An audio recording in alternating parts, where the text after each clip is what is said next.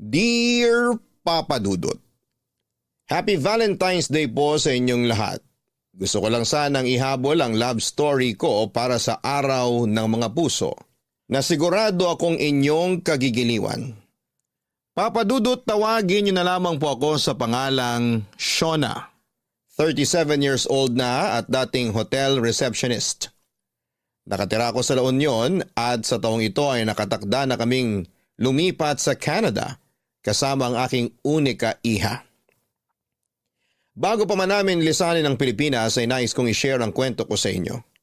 Bilang avid listener ng Barangay Love Stories, isa ito sa mga mami-miss ko kapag nasa Canada na kami. Kaya hiling ko na sa huling pagkakataon ay kwento ko naman ang mapakinggan ko sa inyong programa. Pangalawa ako sa 3 magkakapatid, Papa Dudut. Lahat kami ay pawang kababaihan kaya naman aware na ako sa kung gaano kahirap pagkatiwalaan ng mga kalalakihan pagdating sa relasyon. Naging saksi kasi ako sa mga sunod-sunod na heartbreaks ng mga kapatid ko noong sinubukan nilang pasukin ang pakikipagrelasyon. Maging ako rin naman.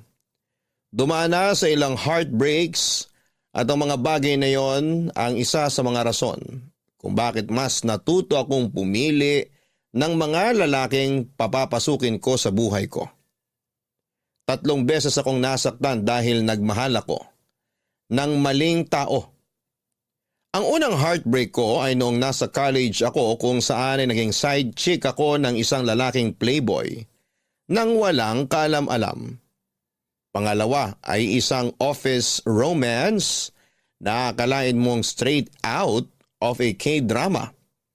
Pero sa huli, for fun lang pala yung nangyaring relasyon namin dahil bored daw yung lalaki sa work. Ang pinakahuli at ang pinakamasakit na sigurong heartbreak ko ay mula sa pangatlo kong boyfriend na minahal at pinagkatiwalaan ko ng sobra. Naghiwalay kami noong nalaman kong may kahati pala ako sa kanya. Nalaman ko kasi na sa loob ng mga taong pagsasama namin ay pumatol pala siya sa bakla, Papa Dudut.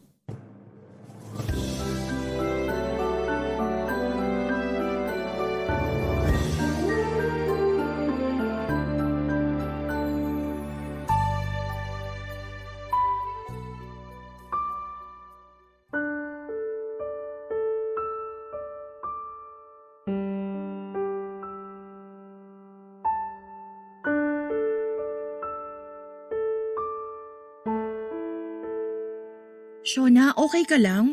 Ha? Oo naman. Bakit naman ako hindi magiging okay? Nabalitaan ko kay mama yung nangyari. Hiwalay na kayo ng boyfriend mo? Si mama talaga. Oo, wala na kami. Anong nangyari? Bakit kayo naghiwalay? Mahabang kwento, wag yun nang alamin. Makikinig ako kahit abutin pa tayo ng ilang araw. Umusog ka dyan, tatabi ako. Sandali lang, hindi tayo kasya dito sa upuan. Kasya tayo. Alisin mo kasi ang throw pillow dyan. Ayan, see? Kasya. So go, magkwento ka na. Anong nangyari? Ayoko muna magkwento. Hindi pwede. Kailangan mong ilabas yung nararamdaman mo ngayon. Kung sosolohin mo lang yung nararamdaman mo, hindi mo kakayanin. Naku, maniwala ka sa akin. Sige na, ate mo ko. Kaya i-share mo sa akin yung pinapasan mong sakit. Gusto mo ba talaga makihati sa sakit o baka gusto mo lang makichismis? Siyempre kasama na yun. Joke lang. O sige na, ano ba kasing nangyari? Baka naman pwede pa nating maisalba yung relasyon ninyo. Hindi na pwedeng isalvage tong relasyon namin. Sirang-sira na yung tiwala ko sa kanya at kahit ano pang gawin niya, hindi na mabubuo ulit yung tiwalang yun. Bakit? Nagloko ba siya? May ibang babae ba siya? May iba na siya, pero hindi babae. O ano? Lalaki? May ibang lalaki yung boyfriend mo? Oo, may lalaki siya ate. Ano? Teka. Sinasabi mo bang bakla yung boyfriend mo? Oo nga, paulit-ulit. Siyempre, gusto ko lang i-confirm. Sure ka ba rito? Kasi baka naman nagkakamali ka lang. Hindi naman siya mukhang bakla eh. Nahuli ko siya mismo, caught in the act sa isang parlor. Nadatnan ko siyang nakababa yung shorts niya habang niluluhuran siya ng parlorista na... Oo, wag mo na idetalye, gets ko na. My gosh! Shona, totoo? Saklap, no? Never pumasok sa isip ko na magagawa yun ng boyfriend mo. Pero sandali lang, ano namang ginagawa mo sa parlor na yun? Tambayan kasi nila yung parlor na yun kasi malapit yun sa workplace niya. Gusto ko sana siyang i-treat ng dinner bago siya pumasok sa trabaho kaya pinuntahan ko siya sa bahay nila. Ang sabi sa akin ng nanay niya, lumabas na raw siya para mag-work. Eh di, pinuntahan ko siya sa work niya. Pagdating ko doon, hindi pa raw siya dumarating, sabi ng manager. Nabanggit ng katrabaho niya na baka nakatambay siya sa parlor. Ayun, pinuntahan ko yung parlor na tinutukoy niya tapos doon ko na nakita yung kahalayang ginagawa nila. So anong ginawa mo nung nakita mo sila? Siyempre nandiri ako kaya umalis ako agad. Hinabol niya ako para mag-explain pero hindi ko na siya pinansin. Hindi mo siya binigyan ng chance para magpaliwanag? Anong paliwanag pa bang magsasalba sa kadugyotang ginawa niya? Pero sana pinakinggan mo man lang kung bakit niya nagawa yun. Nag-message siya sa akin. Kailangan lang daw niya ng pera kaya siya kumapit sa bakla. Pinuntahan ko yung bakla sa parlor. Tinanong ko siya kung gaano na nila katagal ginagawa yun. 1 taon na raw. Grabe! Yuck! Nakakadiri! Pero alam ba nung bakla na may girlfriend yung tinitikman niya? Oo, at yung bakla pa yung matapang ha. Hindi ako confrontational na tao. Hindi ako marunong makipag-away kaya ang ginawa ko, hinayaan ko na lang sila. Nakipaghiwalay na lang ako. Dapat lang! Hindi ko ine-expect ha na matindi pala yung pangangailangan ng boyfriend mo. Kailangan talagang kumapit sa bakla para magkapera. Hindi ko nga rin alam na may financial problem pala siya eh. To think, napakarelihiyosong tao pa naman ng pamilya niya. Iba rin pala yung sakit, no? Lalo na kapag nalaman mong bakla yung side chick. Parang, ano ako? Hindi ako sapat, ganun? Ay, hayaan mo na yung taong yon. Kung gusto niyang mamakla, di mamakla siya. Ang mahalaga, nakatakas ka na mula sa panluloko niya.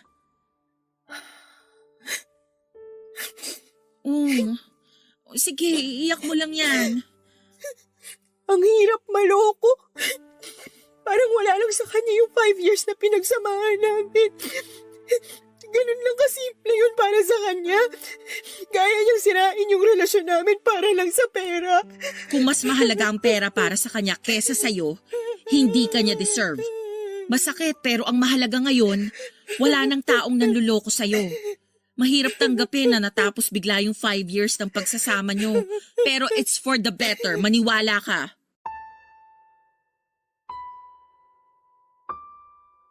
Ang mahirap sa breakup lalo na kung nanggaling kayo sa isang mahabang pagsasama ay ang mga naiwan itong alaala.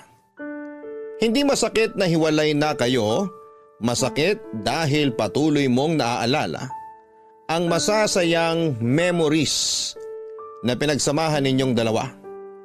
Katulad na lamang nung huli kong ex. Matagal bago ako nakamove on mula sa kanya at siya ang may tuturing kong pinakamasakit na hiwalayang nangyari sa akin. Dahil nagkaroon na kasi kami ng daily routine.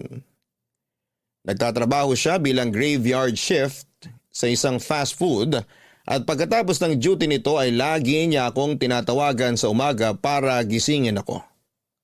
For the past years, siya ang nagsilbing alarm clock ko. Kada linggo naman ay sinasama niya ako sa church nila para makiservice dahil anak siya ng isang church worker. Siya ang dahilan kung bakit mas napalapit ako sa Diyos at natutong maging relihiyoso. Sa mga importanteng araw ng buhay namin katulad ng birthday, anniversary at Valentine's Day, palagi kaming lumalabas noon para mag-food hunting ng mga bagong bukas na restaurant at mga trending na kainan. Gumagawa pa nga kami ng sarili naming reaction video at food review for our own consumption. Sa loob ng 5 taon ay naging parte na ng bawat araw ko ang ex kong yon. Bawat lugar, bawat gawain, pati bawat meme sa Facebook ay meron akong alaala niya. Sa pagkawala niya ay hindi ko na alam tuloy kung papaano ko pa ipagpapatuloy ang mga susunod na araw ko na wala siya. Maraming natapos na routine ko noong naghiwalay kami at isa yon sa mga bagay na nami-miss kong gawin, Papa Dudut.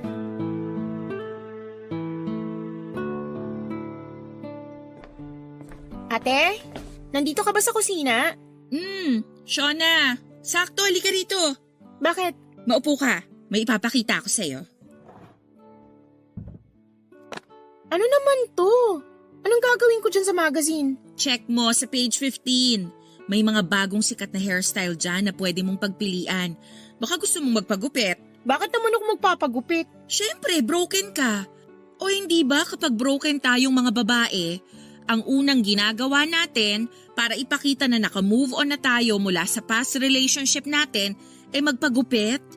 New hair, new me. Ganon. Uso pa ba yun? Para saan? For validation? Para lang masabing moved on na ako? Of course, ayaw mo ba? Salamat na lang pero happy and contented na ako sa buhok ko ngayon. Hindi ko babaguhin ang hairstyle ko para sa lalaki, no? Pati ba naman yun, lalaki pa rin ang magiging rason? Magpapagupit ako kung kailan ko gusto. Okay, chill. Suggestion lang naman eh. Pero kung ayaw mo magpagupit, may plan B naman ako. Ano naman yan?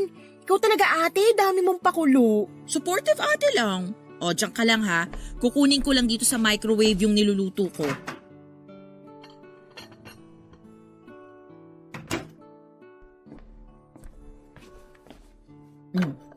Ayan. Big Mac? Oo. Di ba comfort food mo yan? Nabasa ko online na nakakatulong sa pag-move on ang pagkain sa mga comfort food ng isang tao. Parang stress eating, ganon. Sa dami ng pwedeng pagkain ihain, Big Mac pa talaga? Oo, bakit? Ate, hindi mo alam ang kwento kung bakit naging Baked Mac ang comfort food ko. Bakit nga ba? Diyan kami nagkakilala ng ex ko. Nagunahan kami sa pagkuha nung natitirang Baked Mac sa isang convenience store nun. Doon na nag-start lahat. Ay, sorry. Hindi ko naman alam na may kwento pala yung Bake Mac na yan. Naku sayang, masarap pa naman to. Kasi pinatungan ko ng bechamel sauce tsaka niluto sa oven. Sige na, amin na. Sayang naman yung effort mo. Ayan, o sige, pagsaluhan natin to. Palitan natin yung memory mo sa Bake Mac. Simula ngayon, kapag Bake Mac na ang pinag-uusapan, itong araw na to ang maaalala mo. Salamat.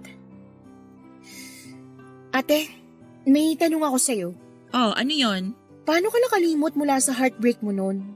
Paano mo natanggap yung nangyari? Ako? Paano nga ba? Kung hirap sagutin yan kasi maski ako, hindi ko rin alam kung anong ginawa ko noon. Siguro, niyakap ko na lang yung sakit. Hinayaan kong masaktan ako. Hinayaan kong maramdaman ko yung sakit ng hiwalayan namin. Tapos, nasanay na lang ako sa sakit. Tayo naman kasi parang may sariling immune system din yung emotions natin eh. The more na nararamdaman natin yung pain, the more na gumagawa ng paraan yung utak natin para ma-immune tayo sa sakit. So dapat hayaan ko na lang yung sakit na nararamdaman ko ngayon? Oo. Wala ka namang ibang choice. Wala namang pain reliever para sa mga ganyang klaseng sakit eh. Kung meron, edi sana wala nang takot ma-broken heart kapag nagkataon, 'di ba? Gaano katagal? Ilang araw ang kailangan kong danasin bago ako masanay sa sakit. Hanggang sa matanggap mo na ang totoo na wala na kayo, na hindi siya para sa'yo. Ang hirap. Madaling magpanggap na okay lang pero mahirap tanggapin na hindi pa ako okay. Alam mo kung ano ang isang bagay na natutunan ko sa pag-ibig base sa mga heartbreak ko? Ano? Na huwag habulin ang pag-ibig. Huwag mo tong hanapin. Kasi malaki ang magiging chance na sa maling tao ka mapupunta. Paano mo naman nasabi? Hindi naman natin alam kung tama o mali yung pipiliin natin eh. Sa huli na lang yun nalalaman. Kaya nga sabi ko huwag habulin. Hayaan mo lang siyang kusang dumating. Kasi ang pag-ibig, gagawa yan ng paraan para mahanap at mapunta ka sa tamang tao. Di ba nga ang bawat kandado may sari-sariling susi yan? Kung hindi ikaw ang makakapagbukas nun, ibig sabihin, hindi ikaw yung susi. Hindi ko gets. So ano, tutunga na lang ako dito hanggang sa dumating yung tamang tao para sa akin? Hindi naman. Ay basta ang hirap kasing i-explain. Sigurado naman ako na one of these days, maiintindihan mo rin yung ibig kong sabihin. Sa ngayon, focus ka na lang muna sa sarili mo. Wala naman ako ibang bibigyan pa ng focus kundi sarili ko lang eh. Oo nga naman. Oh, kumain na nga lang tayo. Mabuti pa nga. Ayaw mo talaga magpagupit? Ayoko, hindi mangyayari ang gusto mo. Okay, bahala ka. Hindi ko gets noon si ate sa mga advice na ibinibigay niya sa akin. Naniniwala kasi ako na ang pag-ibig ay dapat tinatrabaho. Hindi ito basta na lamang kakatok sa pinto mo para magpakilalang siya na ang forever mo. Tao mismo ang gagawa ng sarili nilang forever at hindi ito dapat nakaasa sa tadhana lang. Pero kahit na ganoon ay sinunod ko ang sinabi ng ate ko na huwag na munang maghabol sa pag-ibig. Kaya siguro ako napunta sa mga maling tao ay dahil pinipilit ko ang pag-ibig para sa taong hindi naman pala para sa akin. Hindi naglaon ay natutunan ko rin namang kalimutan ng ex kong yon. Nakagawa ko ng panibago kong mundo nang wala siya. Akala ko mahirap nung una pero kapag natanggap mo na ang katotohanan ng hindi dapat, iniiyak ka ng isang taong manloloko ay madali na lang kalimutan ang lahat. Ibinaon ko sa limot ang past experiences ko at iniwan ko sa utak ko ang mga aral na natutunan ko. Taon ang dumaan, naging strong and independent woman ako na hindi umaasa sa lalaki. Ako na mismo ang gumagawa noon ng sarili kong kaligayahan. Sinanay ko ang sarili kong maging single sa puntong hirap na noong makaporma ang mga lalaking gusto kong ligawan. Dahil sa mga sugat sa puso ko ay naging mapili ako. At hindi basta-basta tumatanggap ng mga lalaking hindi naman worth it ng mga oras ko. Hanggang sa isang araw, isang lalaki ang dumating sa buhay ko at ang puso ko na matagal nang namamahinga ay muling tumibok para sa isang tao. Luis ang pangalan ng lalaking muling nagpatibok ng aking puso, Papa Dudut. Kung sa mag-ina, may tinatawag na lukso ng dugo, sa akin naman ay parang lukso ng pag-ibig ang nangyari noong nakita ko si Luis, Papa Dudut. Una ko siyang nasilayan sa trabaho ko bilang receptionist sa isang hotel sa San Fernando, La Union. Noong mag-check-in siya doon kasama ang ilang kaibigan. Sa kanya unang nabaling ang tingin ko dahil sa kakaiba nitong tangkad na parang aabot ng mahigit 6 feet. Maputi din siya. Pinakamaputi sa kanilang magkakaibigan. May arm tattoo ito at kahit nakasuot ng cap ay kitang-kita ang chinito features nito sa mukha niya. Aminin ko na unang kita ko pa lamang sa kanya ay attracted na kaagad ako sa kanya pero hanggang attraction lamang yon, Papa Dudut. Never ako nag-assume o nagkaroon ng delusion na magiging close kaming dalawa. Katulad ng ibang guest, hahangaan ko lang sila pero agad ding makakalimutan kapag nag-check out na sila. 5 araw na nagstay ang grupo nila Luis sa La Union matapos silang magbakasyon dahil Holy Week noong time na yon. Sa ikalawang araw ng stay nila ay nagkaroon kami ng interaction ni Luis. Matapos itong mag-request ng housekeeping services sa kwarto nila. Pupunta raw sila sa Ilocos that time at gusto nilang pagkabalik nila ay malinis na ang kwarto nila. Ang unang impression ko kay Luis ay napaka-sweet nitong magsalita. May pagka-feminine gumalaw pero malakas pa rin ang appeal. Hindi ko alam kung bakit sobrang attracted ako sa kanya that time. Pagka-uwi ko sa bahay noong araw na yon ay agad ko siyang hinanap sa social media, Papa Dudut. Uy, Shona. Sino yan? Sino yung tinitingnan mo sa Facebook? Ang talas talaga ng mata mo. Nakita mo pa tong ginagawa ko, nakapatay na nga yung ilaw. Mabilis tong mata ko, lalo na sa mga taong cute. At saka ang laki kaya ng screen ng laptop mo. So sino ba yan? Manliligaw mo? Hindi. Halika dito. Stalk natin profile niya. Sino nga? In fairness, ang pogi ha. Pogi, no? Guest namin sa hotel. Akala kong artista nung una eh. Hindi siya artista? Ang kinis ng mukha oh. Hindi. Sinearch ko yung pangalan niya online pero walang lumabas na kung ano tungkol sa kanya. Kung artista to, dapat marami ng post sa social media tungkol sa kanya. At paano mo naman nalaman ang pangalan niya? Hello! Hotel receptionist ako. Ako nag-check ng ID niya nung nag-check-in sila. Ay, kaloka ka! Hindi ba bawal yun? For personal consumption lang naman, hindi ko naman ipagkakalat yung info niya. Iba ka rin gumalaw, no? Na-add mo na ba siya? Hindi pa. Nahihiya ako eh. O bakit naman? Add mo na, dali! Ayoko. Tingnan mo nga, mukhang burgis. Burgis? Oo. In short, anak mayaman. Tamo, branded ang mga damit. Tapos, kung saan-saan na nakapasyal. Masyado siyang mataas para sa akin. Kutis pa lang. Halata na yung langit lupa naming pagitan. Ia-add mo lang naman kung saan na nakarating yung pag-iisip mo. Paano mo naman nasabing burgis yan? Patingin nga. Tingnan mo to. Check mo kung saan siya kumakain. Hindi ba mahal tong steakhouse na to? Tingnan mo. Trip lang niyang kumain doon. Ay, oo nga. Sinilip ko one time yung menu nila dyan. Grabe, nalula ako sa sobrang mahal na mga pagkain. Isang subo mo, isang sahuran agad ang nawala. So sabihin mo ngayon hindi yan rich kid? Well, kung sa bagay, sa mukha pa lang, halata namang yayamanin tong lalaking to. Paanong itsura niya sa personal? Pareho lang din ba sa pictures? Mas cute siya sa personal. Maliit yung ulo tapos matangkad. Pero kung ako sa'yo, huwag mo na tong pangarapin. Parang malabo kayong magkaroon ng chance oh. Kahit nga sa imagination, baka mahirapan pa kayo.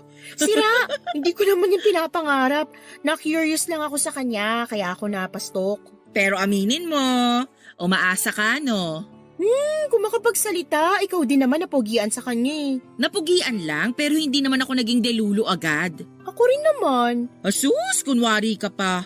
Tingnan mo, may aso rin siya. Hoy, wag mong iniiba yung topic. Sinabi ko lang na may aso siya. Kita mo, pati aso yayamanin ng itsura. Pero alam mo kung sino pa yung mga mapost sa social media? Sila yung karaniwang maraming issues sa buhay. Bakit naman? Kasi ang mga mayayaman, hindi nila kailangang ipagkalat na mayaman sila. Hindi mapost yung mga taong madatong talaga. Karamihan sa mga naglipa ng rich kid dyan sa Facebook, mga social climber lang yan. Kailangan nilang mag-post for validation para ma-feed yung delusion nila na mayaman sila. Hindi naman siguro ganun si Luis. Parang legit naman na mayaman siya kasi sa pananalita pa lang, alam mong may kaya na eh. Paano ba magsalita? Konyo? Medyo. Oo, ganyan yung mga feeling rich. Pero puro lubog pala sa utang. Hindi naman yung typical na konyo na katulad sa mga palabas sa TV. Nagtatagalog din naman siya pero may mga English words lang na naisisingit. Talagang nangangatwiran ka pa para sa kanya ha? Lakas yata ng tama mo sa kanya ha? Sinasabi ko lang naman kung ano yung na-experience ko. Pero in fair, kung bet mo siya, go ako. Hindi naman kita pipigilan. Basta alalahanin mo lang yung sinabi ko. Huwag maghabol. Hindi ka aso. Oo na, as if naman may chance kami. Malay mo naman. Hindi naman nabago yung rich man, poor woman love story eh. Nangyayari din naman yun sa totoong buhay.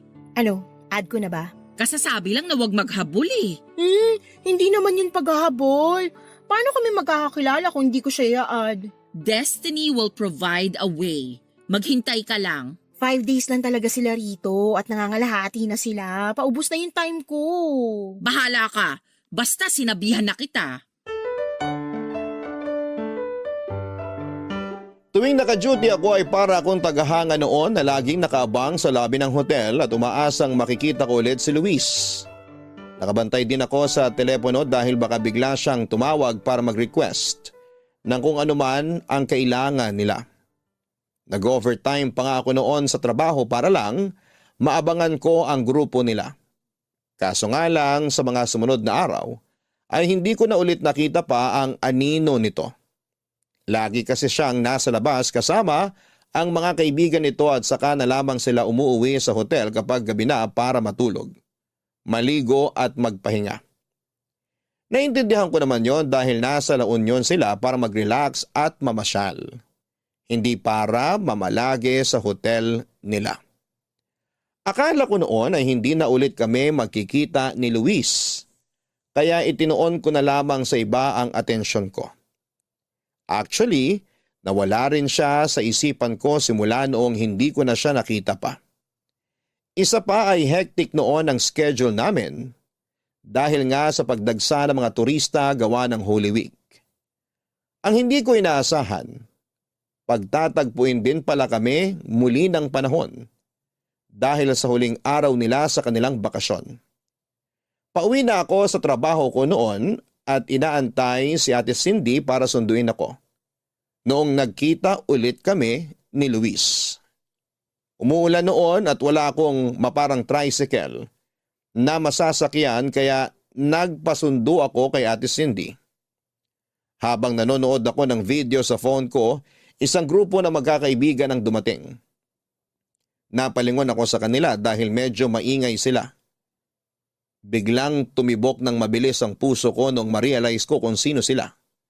Sila ang mga kaibigan ni Luis, Papa Dudut. Agad na hinanap ng mga mata ko si Luis at noong mahanap ko siya ay hindi ko maiwasang mapangiti. Sobrang cute niya kasi. Napaka-perpekto ng mukha nito at sa ang anggulo mo man siya tingnan ay pogi pa rin. Habang pinagmamasdan ko siya, ang kilig na nararamdaman ko ay napalitan ng kaba noong na-realize kong nakatingin din pala siya sa akin at naglalakad na palapit sa pwesto ko.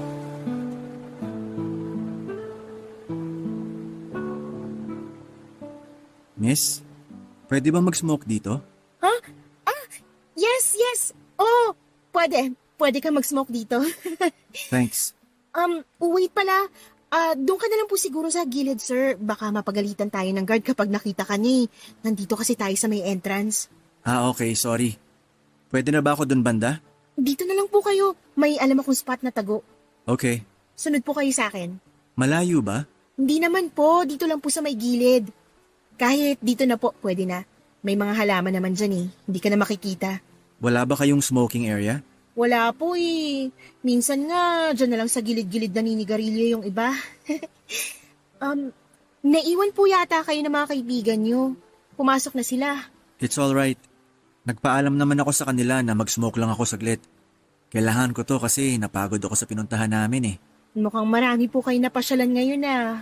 Yes, nag-grape picking kami sa may Bewang? Hindi ko na maalala yung pangalan ng lugar. Sa Bawang. Opo, maraming grape farm doon. Sakto in season ng grapes ngayon. Yeah, kaso not my cup of tea. Kung ako yung masusunod, mas gusto ko mag-chill na lang sa tabi ng dagat. Ay, sana. Sa San Juan na lang kayo nagpunta. Pwede pa kayo mag-surfing doon. Yeah, dun yung unang pinuntahan namin nung first day namin dito.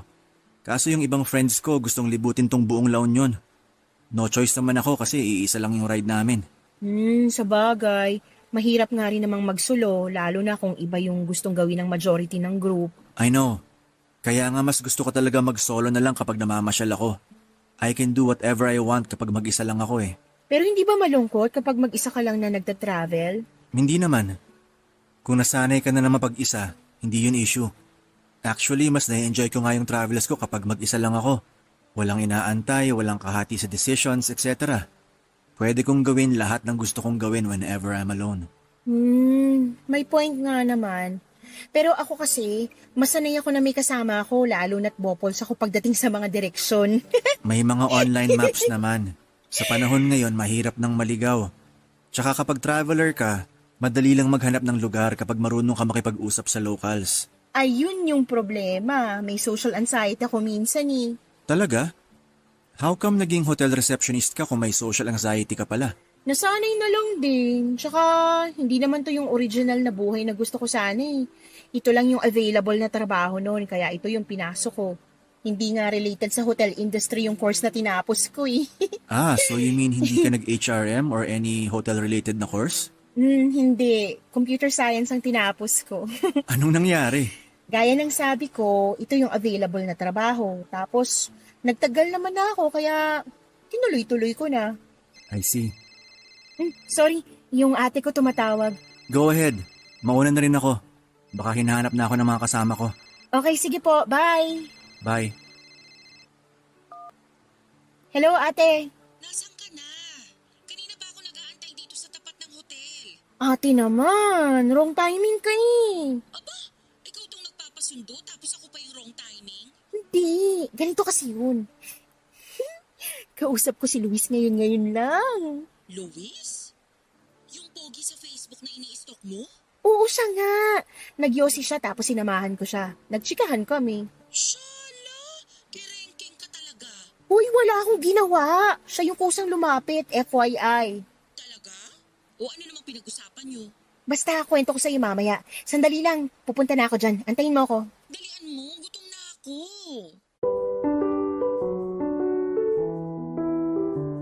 Inis na inis ako ng time na yon kay Ate Cindy kasi napaka-wrong timing ng dating niya. Kung kailan napapalalim na ang kwentuhan namin ni Luis ay saka naman siya dumating para sirain ang moment namin. Pero kahit papaano ay masaya ako dahil bukod sa nakita ko ulit si Luis ay nakausap ko pa siya at nagkaroon ako ng kaunting background sa buhay niya. Sa naging pag-uusap namin ni Luis, pakiramdam ko ay napakabait niyang tao. Napaka-soft spoken kasi niya. Lagi siyang nakangiti at very approachable at down to earth ang aura nito. Kahit na mukha siyang yayamanin. Dahil sa nangyaring interaction sa pagitan naming dalawa, ay nagkaroon ako ng lakas ng loob para i-add siya sa Facebook na agad naman niyang inaccept. Alam kong binilinan ako ni Ate Cindy na huwag maghabol ng pag-ibig. Pero kung tulad din lang naman ni Luis ang hahabulin ko ay kahit ilang kilometro pa yan ay hahabulin ko siya, Papa Dudut. Oo, medyo maharot ako sa part na yon pero isa lang naman akong hamak na babae na nahulog ang loob sa isang cute na tulad ni Luis. Pag-accept sa akin ni Luis, inintay ko na siya ang unang mag-reach out sa akin para hindi naman masyadong halata na gustong gusto ko siya. Pero noong nakaligot nakakain na ako, ay wala pa ring message sa akin si Luis. Siguro hindi lang talaga siya kasing interested sa akin katulad ng pagkakaroon ko ng interes sa kanya. Nang gabing yon ay hindi ako makatulog dahil sa kakaisip sa kanya. Kung ano-anong conversation starters na ang pumasok sa isipan ko. Para kung sakaling mag-message ako sa kanya ay worth it naman akong replyan niya. Pero bago pa man ako makapag-isip ng topic na i-message sa kanya ay inunahan na ako ni Luis. Halos magtatalon ako sa tuwa noong nakita ko ang notification sa phone ko kasama ang mensahe nitong hi. Papadudod sa Facebook nagpatuloy ang ugnayan namin ni Luis. Noong gabing yon ay magdamag kaming nagkwentuhan sa kung ano-anong topic na pwedeng mapag-usapan. Pumasok tuloy ako sa trabaho noong araw na yon ng puyat at walang tulog. During shift ay matyaga akong inintay na makita ulit si Luis kaso'y nalungkot ako noong nalaman kong nag-early check out na pala ang grupo nila. At umalis na nang hindi ko man lang namamalayan. Agad ko siyang minessage para itanong kung anong nangyari dahil akala ko ay mag-i-extend pa sila ng 2 pang araw. Gabi na noong natanggap ko ang reply sa akin ni Luis at tumingi siya ng tawa dahil hindi na siya nakapagpaalam. Kadarating lang daw nila sa Manila that time kaya siya late nakapag-reply. Ang rason kung bakit sila maagang umuwi ay dahil nagkaroon daw ng emergency ang isa sa mga kaibigan nila. Hindi man ulit kami nakapag-usap ni Luis ay nagpatuloy naman ang connection namin online. Sa mga sumunod na buwan ay in-entertain namin ang isa't isa. Pero ang pagiging malayo namin ang naging dahilan kung bakit kalaunan ay lumabo rin ang interest namin sa bawat isa. Tumagal ang bawat reply namin sa isa't isa hanggang sa tuluyan ng naputol ang communication namin. Mabilis din naman akong nakamove on mula sa kanya dahil wala namang masyadong nangyari sa pagitan namin. Pero 1 taon nang lumipas ay nagulat na lamang ako noong isang araw ay bigla na lamang ako nakatanggap ng tawag mula kay Luis Papadudut.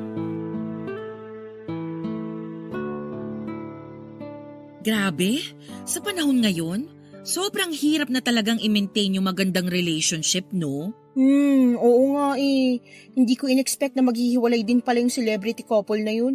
In love sila sa isa't isa dati. Love is not constant, ika nga nila. Hindi palaging ganun kalalim yung pagmamahal mo sa isang tao. May times na nawawala rin yun. Kaya nasa tao na lang talaga kung ipagpapatuloy pa nilang mahalin yung partner nila. 10 years? Sayang din yun. O bakit? May 20 years nga naghihiwalay pa rin eh. Ang saklap. Ang sakit siguro nun, no? Ang haba-haba ng pinagsamahan nyo para matapos lang ng ganun. Kung pareho naman nilang choice yun, wala tayong magagawa. Siguro hindi na sila masaya sa isa't isa. Kaya the best choice na lang siguro maghiwalay. Sana hindi mangyari sa akin yung ganun. Hindi mangyayari yun sa'yo. Single ka naman eh. Siyempre, kapag nagkaroon na ako ng boyfriend or asawa, hindi ko rin naman gustong matulad sa kanila. Bakit, ikaw gusto mo ba? Di rin. Kaya dapat ikaw, kapag nakahanap ka ng lalaki, hindi yung mahal ka lang ngayon. Dapat siguraduhin mong mamahalin ka niya araw-araw. Saan ba makakahanap ng ganong lalaki? Ewan ko, swertihan na lang talaga. Oh my gosh! Oh my gosh! Oh my gosh! Oh, bakit? May tumatawag sa akin! Oh, alam ko, narinig ko nga. First time makareceive ng tawag? Grabe ka naman makareact. Teka lang! Okay. Sino ba kasi yan? Si Luis! Sinong Luis? Basta, tagal na namin hindi nagkakausap nito eh. Bakit kaya siya tumatawag? Luis? Wala akong maalalang... Shh! Sasagutin ko na siya. Huwag ka na muna maingay dyan. Hello? Luis? Hello, good evening, Shauna. Kumusta ka na? Okay naman ako. Bakit ka napatawag? Nasa work ka ba ngayon? Wala, nasa bahay ako. Day off ko ngayon eh. Bakit mo natanong? Nandito ako ngayon sa hotel kung saan ka nag-work. Teka, nandito ka sa La Union ngayon? Oo, kararating ko lang. Biglaan lang. Hindi kami natuloy sa Baguio ng mga friends ko. Kaya naisip ko na dumiretso na lang dito sa La Union. Oh, I see. Kaso may problema ako eh. Ano yun? Ano problema? Fully booked na raw yung hotel nyo. Sinubukan ko mag-book ng ibang accommodation online kaso wala na rin akong mahanap eh. Marami kasing nagbabakasyon ngayon kasi Pasko. Natry mo na ba sa isang hotel? 3 kilometers from there? Oo, kanina pa ako naghahanap kaso wala talaga eh. Pwede bang humingi ng favor? Pwede bang pa-check kung may available pa sa hotel nyo? Sige na oh, baka lang may available pa. Okay, sige. Susubukan kong tawagan yung naka-duty ngayon. Tatawagan kita ulit mamaya. Okay, thank you very much.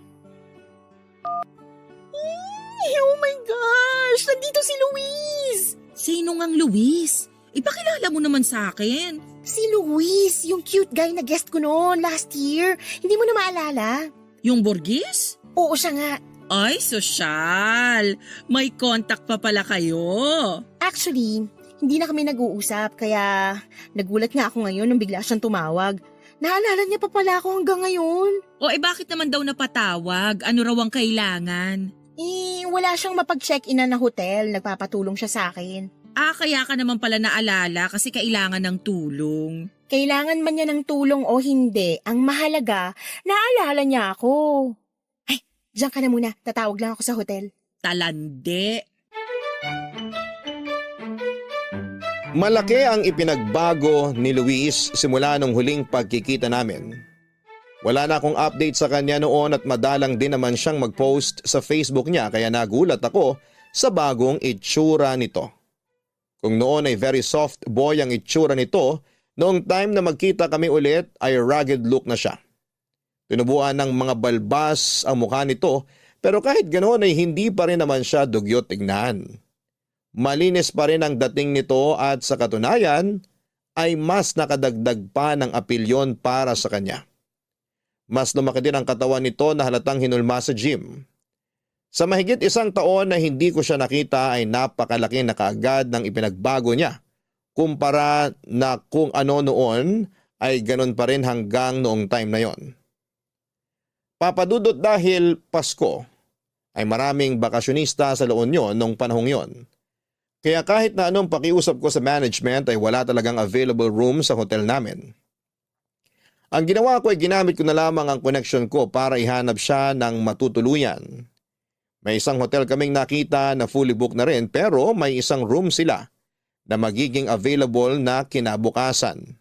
Agad itong kinuha ni Luis at nagpa siya kaming sa amin na lang muna siya tutuloy sa gabing yon. Gulat na gulat noon ng mga kapatid at magulang ko nang bigla na lamang akong nag-uwi ng lalaki sa bahay. Kung ano-ano ang iniisip nila kesyo buntis daw ako at kailangan ko nang magpakasal. Mabuti na lamang at inexplain din namin kaagad ang sitwasyon at naalala din ni Ate Cindy kung sino si Luis matapos ko siyang ipakilala. Nang gabing yon ay nagaya si Luis na kumain sa labas para pasalamatan ako sa ginawa kong pagtulong sa kanya.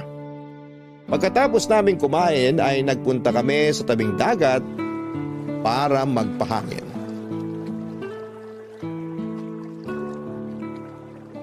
Masarap pala tumambay dito sa beach kapag gabi, no? Oo naman, lalo na dito sa part na walang masyadong tao, malayo sa mga bar.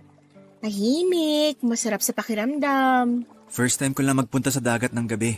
Totoo? Oo. One of the reasons kung bakit nahilig ako magpunta sa beach ay dahil sa sunset. Napakasirin kasi ng moment. Lalo na kapag golden hour na. Yung papalubog na yung araw. Oo, maganda nga yun. Isa yan sa mga bagay na sinuwerte kami dito sa La Union. Araw-araw namin nakikita yung paglubog ng araw. Nakakainggit ka nga eh. Sa Manila kasi, sa sobrang dami ng buildings, pahirapan tuloy makapanood ng sunset. Unless maghanap ka talaga ng lugar, which is hindi ko na nagagawa dahil nga busy din naman ako sa buhay. Kaya ka lagi nagpupunta dito sa LU. Oo. Palawan, Boracay, El Nido. Marami na ako napuntahan. Pero hindi ko alam kung bakit may lugar na sa puso ko tong San Juan Beach. Siguro dahil marami na rin akong memory sa lugar na to. Ako? Ito pa lang yung beach na napuntahan ko. Talaga? Oo, maliban na lang sa 100 Islands nung 3 years old pa lang ako. Hindi ka pa ba nakakalabas ng La Union? Nakalabas na. Marami na rin naman ako napasyalang lugar pero kapag namamasyal kasi ako, nagpupunta ako sa mga lugar na hindi ko pa naranasan o hindi ko araw-araw na nakikita. Sanay na ako sa bundok at dagat dito sa LU eh. Ba't pa ako lalabas para lang mamundok o magpunta ulit sa dagat, 'di ba? Oo nga naman. Alam mo kung bakit mas na-appreciate kong dagat kapag gabi? Bakit? Kung gusto mong dagat dahil sa sunset, ako naman, gusto ko ang dagat dahil sa mga bituin. Bituin? Bakit naman? Nakikita mo naman yung bituin kahit nasan ka eh. Kahit wala ka sa dagat. Oo, pero sa lala ng light pollution ngayon, mahirap ng pagmasdan ng kalangitan. Pero dito sa dagat, wala masyadong ilaw. Maliwanag ang langit kaya nagsashine lahat ng stars. Katulad na lang ngayon, oh. Ang sarap mahiga sa malamig na buhangin habang nakatingala. Mika, subukan mo. Higa ka rin. Dito mismo? Oo, bakit naman hindi? Malinis naman tong buhangin eh. Lika, try mong humiga. Tingnan mo, masarap sa pakiramdam. Okay.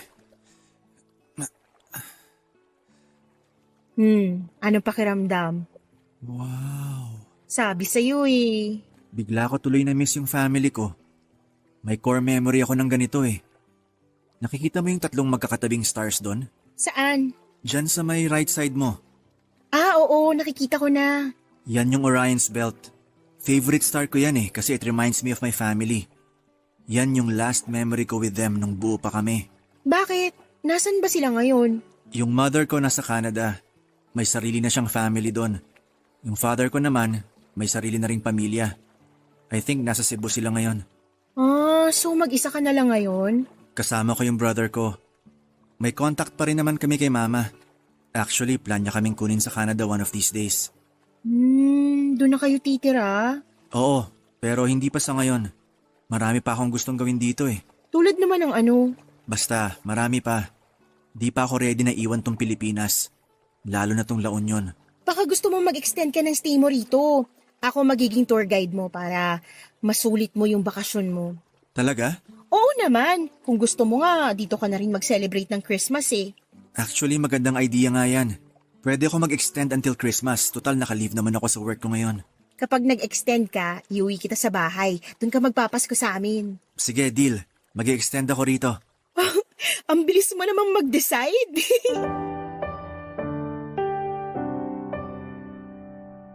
Ako ang nakasama ni Luis sa naging Christmas vacation nito. Nakipag-usap pa ako noon sa mga katrabaho ko para makipagpalitan ako ng schedule para lamang mapagbigyan ko si Luis at para na rin may pasyal ko siya sa buong La Union. Kung kinakailangang umabsent pa ako sa trabaho noon ay gagawin ko. Maganda naman po ang record ko sa work kaya sigurado kung hindi yun problema para sa management. Papadudot isa yon sa mga Paskong hindi ko makakalimutan. Iba rin pala kasi sa feeling na i-celebrate ang diwa ng Pasko kasama ang isang estranghero. Sa pamamagitan noon ay nakapag-open up ako kay Luis without judgment. Nakakapagsabi ako ng opinyon ko nang hindi nabibigyan ng mali siya. Bukod doon ay nalibre pa ako ng pagkain at nakapamasyal. Good listener si Luis pero marunong din siyang magbigay ng saloobin nang hindi nakakainsulto lalo na kung magkaiba kami ng opinyon. Sa loob ng 3 araw na pamamasyal naming dalawa ay never akong nakaramdam sa kanya ng awkwardness. Very gentleman siya, maalaga at protective. Akala ko noon, ako lang ang nag-enjoy sa pagsasama naming dalawa. Hindi ko alam na maging siya ay nagustuhan din pala ang stay niya sa La Union kasama ako. Kaya naisipan niyang mag-extend pa ng bakasyon hanggang sa Pasko. At dahil wala naman siyang kasamang mag-celebrate ng Christmas noon ay in-invite ko na lamang siya sa bahay para doon mag-celebrate kasama ang pamilya ko. Doon na niya nakabanding ang mga magulang at kapatid ko, Papa Dudut. Umuwi si Luis bago ang New Year. Pero kahit magkalayo ay nanatili ang communication naming dalawa sa mga sumunod pang buwan.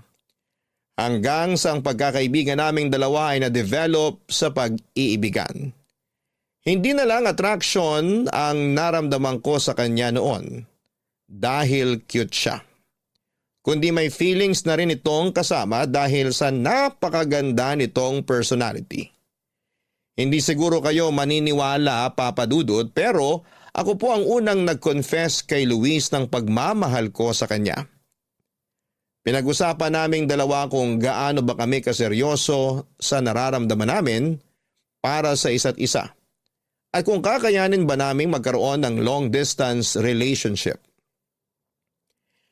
Matapos i-consider ang mga pros and cons ng relasyon namin ay nag-decide kaming pumasok sa isang relasyon. Mahirap ang magkaroon ng LDR boyfriend dahil hindi ka makakatanggap ng update sa buhay niya unless siya mismo ang mag-update sa'yo. Pero sa kaso ni Luis, spoiled na spoiled ako sa mga update. Oras-oras ay nagme-message siya sa akin na maganap niya at doon ko lang na-realize na napaka-busy pala niyang tao. Maya't maya ang mga pinupuntahan niyang events, work-related man o for personal reasons. Minsan kapag nakakapag-leave ako ay bumibisita kay Luis sa Maynila. Usually kapag nasa Manila ay 2 lamang kami na magkasama. Lahat ay nakaschedule na lakad niya kasama ang kaibigan niya ay kinakancel niya. Para sa akin kaya wala rin akong chance noon na kilalanin ang mga friends niya. Maliban sa mga importanteng tao talaga. Karaniwan si Luis ang nagpupunta sa La Union para bisitahin ako. Mahilig kasi siya sa dagat at ang dagat sa San Juan ang isa sa mga pinaka-paborito niyang lugar. Maliban doon, may rason na raw siya para mag-LU palagi at ako raw yon. Tumagal ng 3 years ang relasyon namin bago dumating ang pinakamalalang pagsubok sa pagsasama namin, Papa Dudut.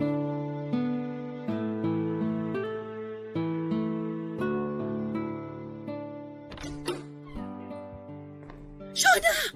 Sa wakas nauwi ka na! Kanina pa kita hinihintay. Hindi ka man lang nag-reply sa mga message ko. But empty yung phone eh. Naiwan ko yung power bank ko kaninang umaga. Bakit? Ano bang meron? Huwag kang magugulat sa ipapakita ko sa'yo ha. May sinend kasi sa aking video yung kaibigan ko. Anong video? Video ni Luis. Luis? Anong klaseng video? Mas maganda kung panoorin mo na lang. Halika rito. Patingin nga. Play mo na. Familiar ba yung lalaking nakaitim? Si Luis yan, di ba? Hindi ko sure. Si Luis yan. Hawig na hawig niya oh. Bakit kanya siya sumayaw? Parang bakla. Kanino ba galing tong video na to? Sandali lang. May mas grabe pa dyan. Antayin mo. Ayan na. Hinahalikan niya yung kasayaw niyang lalaki. Hindi. Hindi si Luis yan. Baka naman kamukha lang niya yan. Imposibleng si Luis yan. Kahit sa ang anggulo mo tignan, si Luis yung nasa video. Nakita mo ba kung paano siya gumalaw? Daig pa niya yung babae kung gumiling. Grabe makatwork! Sobrang wild! Hindi siya yan. Paano mo mapapatunayan na si Luis yan? Shona, ikaw ang girlfriend ni Luis. Mas ikaw ang nakakaalam kung siya ba yung nasa video o hindi. Hindi nga siya yan, ano ba?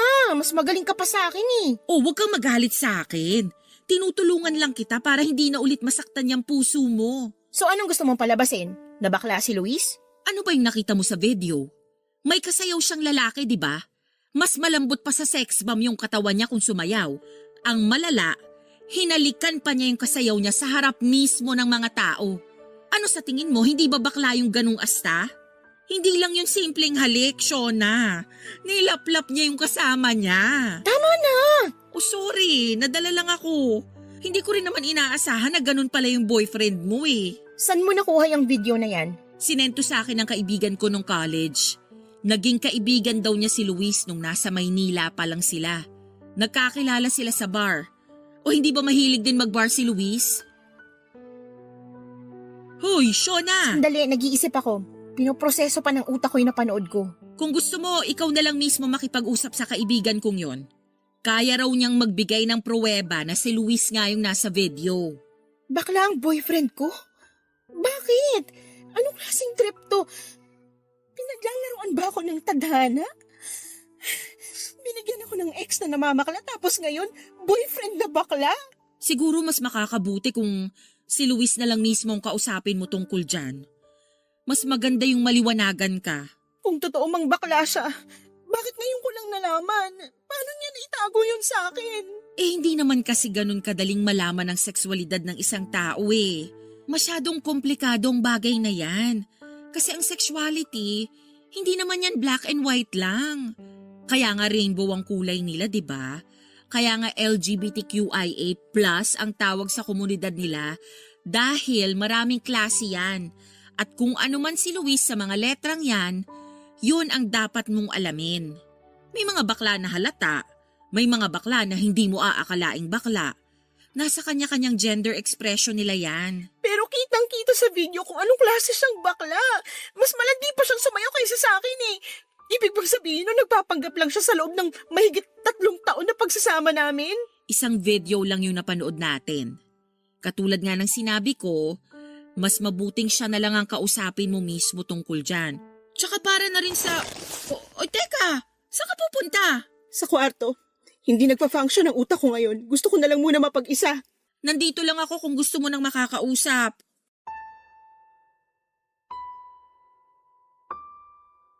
Hindi ako naniwala, Papa Dudut, na si Luis ang nasa video. In denial ako pero deep inside alam ko na si Luis ngayon. Sa mahigit 3 taon na pagsasama naming dalawa, memoryado ko na ang pangangatawan nito kahit na nakatalikod pa siya. Nakita ko rin ang vintage na relo na suot nito na regalo pa raw sa kanya ng kanyang ama. Lumubog ang puso ko noong nakita ko ang video. Alam kong siya yon pero ayaw itong tanggapin ng puso ko. Sobrang nalito ako that time. Hindi ko na alam kung ano ang iisipin ko dahil sa video. Ayoko mang aminin pero iba ang Luis na boyfriend ko sa Luis na nakita ko sa video. Sinasabi ng utak ko na bading si Luis pero ayaw itong tanggapin ng puso ko. Gusto ko siyang bigyan ng benefit of the doubt, kaya ako mismo ang gumawa ng investigasyon. Ang una kong ginawa ay kinausap ko ang kaibigan ni Ate Cindy na nagmamay-ari ng video. Nakita raw niya ang pamilyar na mukha sa post ni Ate Cindy sa Facebook noong nagkaroon kami ng family picture kasama si Luis. Tinanong niya kung sino yon at noong ipinakilala siya ni ate, ay na-realize nito na siya rin ang Luis na naging kaibigan niya noon sa Maynila. Dati raw nakatira sa Manila ang kaibigan niyang yon. Nakilala niya si Luis sa isang bar na catered para sa mga LGBTQ+ community. Nakabuo sila ng sariling circle of friends within the community. Para patunayan ang mga sinasabi nito ay nagpakita pa nga siya ng mga pictures nilang dalawa na magkasama. Pero ang sabi ng kaibigan ni Ate Cindy ay matagal na raw yung mga video at pictures na yon. 3 to 4 years ago na raw ang mga kuhang yon. At since then ay wala na siyang balita kay Luis dahil bumalik na siya sa La Union para doon tumira. Hindi ko ma-explain kung ano ang naramdaman ko ng mga time na yon matapos kong makumpirma ang lahat. Sobrang nag-overthink ako ng malala sa puntong wala na akong ibang ginawa kundi ang umiyak. Isinend ko kay Luis ang pictures at videos na galing sa kaibigan ni ate. Saka ko pinatay ang phone ko. Barangay Nang Love gabing yun Stories. ay nakatulog Barangay ako na Love basa Stories. ng luha ang unan ko.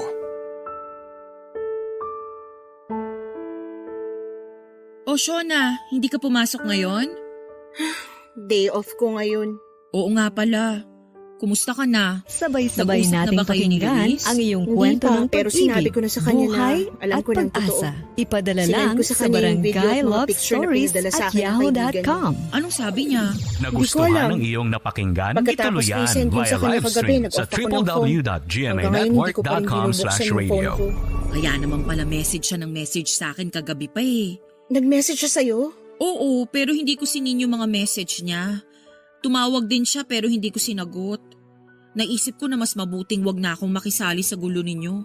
Problema nyo tong dalawa kaya labas na ako rito. Mas mabuti pa nga. Nag-message din siya kanya nanay at tatay. Sinabihan ko sila na may konting pagtatalo lang kami kaya wag na lang nilang pansinin yun. Hindi mo pa ba i-check kung ano yung paliwanag niya? Sure ako nag-aalala na yun sa'yo. Ayoko pa. Natatakot ako sa maaaring sagot niya eh. Paano kung totoo nga na bakla siya? Kung bakla man siya, hindi mo ba siya matatanggap? Bakla siya? Paano siya magmamahal ng isang babae? Hindi natin alam kung anong nilalaman ng puso niya. E paano kung totoo naman pala na mahal ka niya kahit na bakla siya? May mga bakla kaya rin magmahal ng babae ah. Hindi ko alam. Hindi pa ako ready na malaman ang totoo. Shona, Luis, anong ginagawa mo rito? Kailan ka pa dumating? kaninang umaga lang, nung na-receive ko yung message mo tapos hindi na kita makontakt, bumiyahe agad ako papunta rito sa La Union. Naisip ko na mas magandang pag-usapan natin to ng personal. Maiwan ko na muna kayong dalawa para makapag-usap kayo ng masinsinan. Thank you. Hindi mo sinasagot yung tawag ko. Nakapatay yung phone ko. Hindi ko alam kung ano isasagot ko sa'yo kung sakali mang totoo yung nasa video. Totoo yon. Ako nga yung nasa video at pictures na sinend mo sa akin kagabi. So bakla ka nga? I consider myself as pansexual. Yun ang sexual orientation ko. Pansexual? Ano na naman yun? Ang ibig sabihin nun, nagkakagusto ako sa tao, ano man ang kasarian nila. Pero paano yun? Paano nangyari yun? Shona, hindi ako nakabase sa gender ng isang tao. Hindi naman yung gender nila yung minamahal ko kundi yung tao mismo.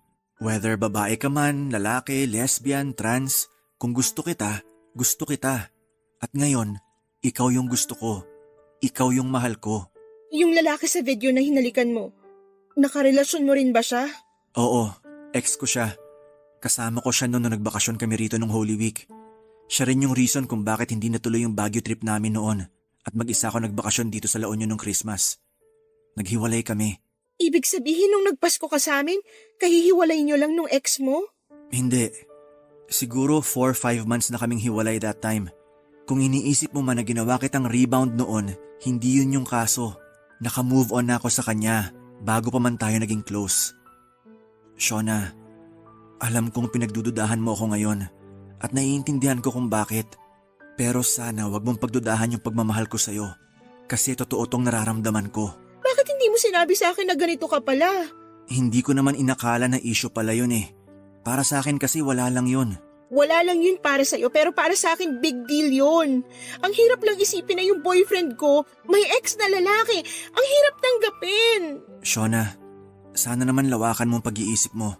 Sa mundo natin, hindi lang lalaki at babae ang nabubuhay. Alam ko, hindi ko lang inaasahan na ganito yung mangyayari. Ngayong alam mo ng totoo, nagbago na bang tingin mo sa akin? Hindi ko alam. Hindi pa ako makapag-isip ng maayos ngayon Mas maganda kung hayaan mo na lang muna ako. Kung yun ang gusto mo, bibigyan kita ng space. Pero please, Huwag mo naman akong iwan.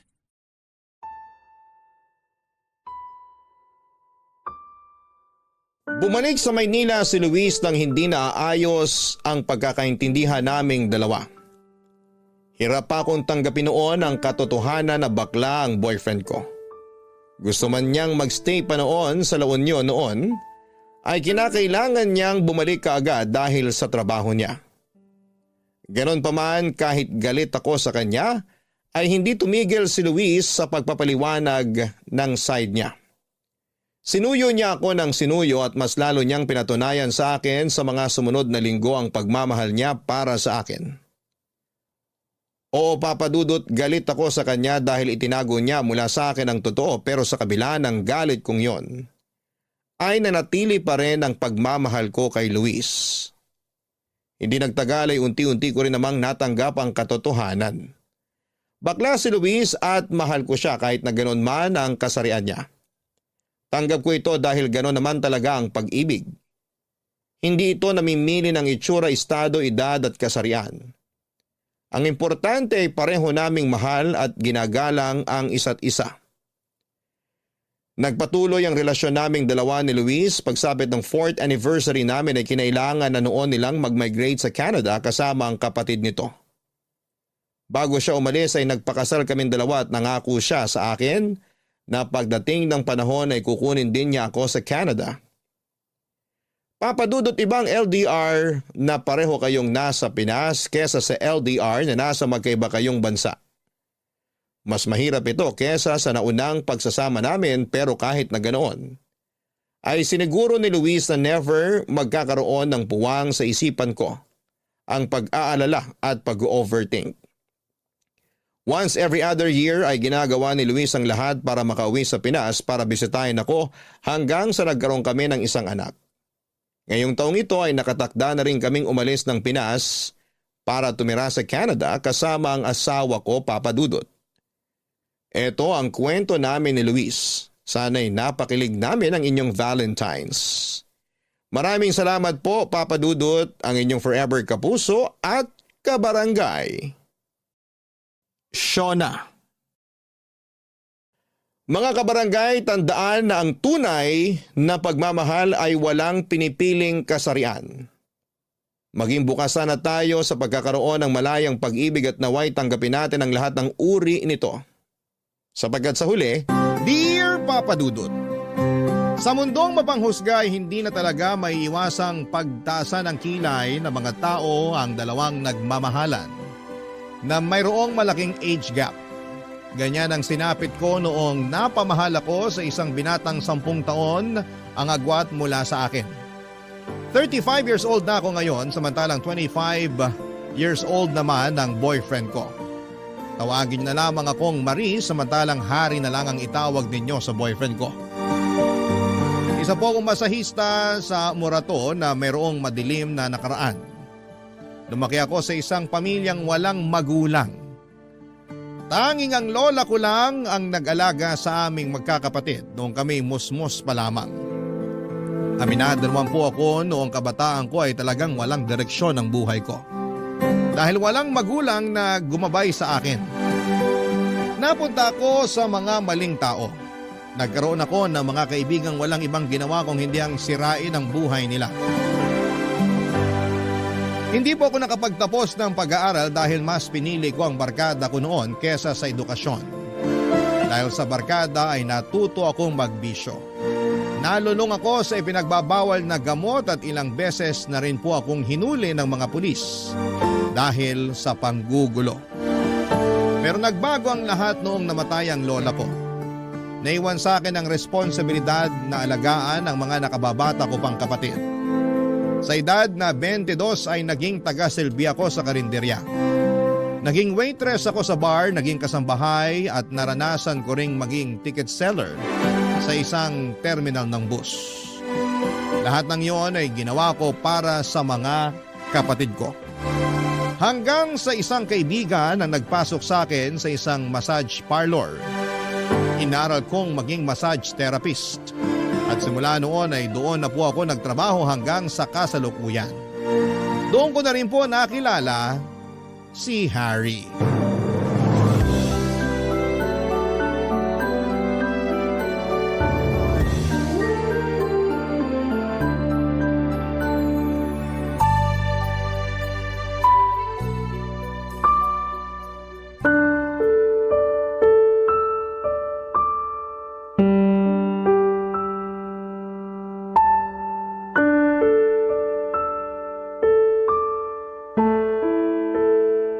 Sir? Sir? Hala, tulog na yata. Sir, tapos na po tayo. Tapos na ba? Opo, sir. 1 oras na ba yon? Opo, nakatulog kasi kayo kaya hindi nyo na namalayan yung oras. Sarap kasi ng hagod mo eh. Ano nang sunod? Sunod. Pwede na po kayo magbihis. Nandito po yung damit nyo. Ha? Magbibihis na? Hindi ba pagkatapos ng masahe may ginagawa pa? Ano pong ginagawa? Yung happy ending? Happy ending? Walang ganun dito. Ang bastos nyo naman. Ha? Sabi kasi ng kasama ko, sorry, akala ko kasi Hindi kami nag-extra service kung yun pong iniisip nyo. Magandang reputasyon ng spa namin. Extra service?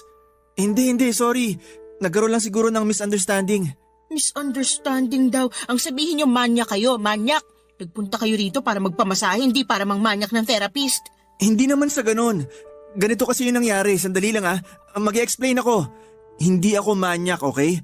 Nilibre lang ako ng kasama ko rito kasi birthday ko nung nakaraan. Ang sabi niya, may ganon. May parang happy ending daw kayo rito. Ay hindi, walang ganon. Makakaalis na po kayo. Ang sungit mo naman. Ako pa yung masungit ikaw tong manyak. Kahit hindi nyo na ako bigyan ng tip, basta umalis na kayo rito. Oo, eto na. Aalis na ako. Asan yung damit ko? Ayan, magbihis ka na para makaalis ka na rito. Salamat. Teka, aalis ka na? Oo, lalabas na ako. Baka kung ano pang gawin nyo sa akin dito. Sandali lang. Miss naman. Hindi ako ganong tao. Hindi ako manyakis. Kung ano man yung sinabi ko kanina, kalimutan mo na yon. Ikaw siguro yung klase ng tao na laging nagpupunta sa iba't ibang spa para lang maghanap ng extra service, no? Ganon ka na ba katigang? Hindi First time ko nga magpamasahe eh. Ngayon lang ako nakapasok sa massage parlor. Paano mo nalaman yung tungkol sa extra service kung hindi mo pala ginagawa yun? Nasabi lang yun ng kaibigan ko. Hindi ko nga alam kung anong ibig sabihin ng happy ending eh. Basta ang sabi lang sa akin ng kaibigan ko, pagkatapos ng masahe, may happy ending daw. Kapag hindi daw ginawa yun, itanong ko raw. Happy ending, extra service, iisa lang yun. Para yun sa mga taong gustong magpalabas ng init ng katawan at hindi yun ginagawa rito sa amin. Pasensya na, hindi ko naman alam eh. Malilintikan talaga sa akin yung kaibigan kong yun. Pinahiya pa ako. Totoo ba na hindi mo alam kung ano ibig sabihin ng happy ending? Hindi nga. Ngayon ko lang nalaman kung ano yun. Pinagtripan ka siguro. Malamang, ganun na nga talaga ang nangyari. Pasensya na talaga Dadagdagan ko na lang yung ibibigay kong tips sa'yo para kahit papano makabawi ako. Ikaw ang bahala. Pero pwede bang atin na lang yung nangyari dito? Huwag mo nang ikwento sa mga kasama mo. Nakakahiya kasi. Depende sa tip na ibibigay mo. Oo, ako nang bahala sa tip mo. Teka, nasa na ba yung bag ko? Nandun sa upuan. Sandali, kukunin ko lang yung wallet ko. Bibigyan kita ng tip. Huwag mo lang sabihin sa labas yung nangyari. Papadudot pagkatapos ng pagkikita naming yon ay hindi ko inaasahang makikita ko ulit si Harry. Sa sumunod na linggo ay bumalik siya sa massage parlor na pinagtatrabahuhan ko at nirequest ako na maging masahista ulit niya. Nung una ay umayaw ako dahil inakala kong manyakis siya pero gusto lang daw niyang bumawi kaya nagpamasahe ulit siya. At dahil matumal ang customer noong time na yon ay pumayag na lamang ako dahil sayang din ang kita at baka mapagalitan pa ako ng boss ko. Sa kabuuan ng masahe ay walang ibang ginawa si Harry kundi ang makipagkwentuhan sa akin. Hindi na siya nagsubok pa na bastusin ako. Patunay na nagsisisi na nga siya sa naunang ginawa niya. Pinatawad ko naman siya noong panahong yon, Papa Dudut, dahil kahit papaano ay nakilala ko siya ng kaunti noong nagkwento na ito tungkol sa buhay niya. Nagtatrabaho raw siya sa komisari ng isang meat shop. Laking palengke siya dahil ang dating trabaho ng kanyang ama bago ito naging OFW ay ang magkatay ng bakat baboy na ibinebenta nila sa palengke. Doon siya natuto sa iba't ibang klase ng mga karne na siya na ring naging trabaho niya kalaunan. Bago umalis sa massage parlor si Harry ay hiningi niya ang FB account ko at dahil naaaliw ako sa kanya ay ibinigay ko naman po ito. Online na namin sunod na kinilala pa ang bawat isa. Noong naging komportable na kami sa isa't isa ay inaya ko ni Harry na kumain sa labas. Noong nagkaroon ako ng day off at pinaunlakan ko naman siya, Papa Dudut.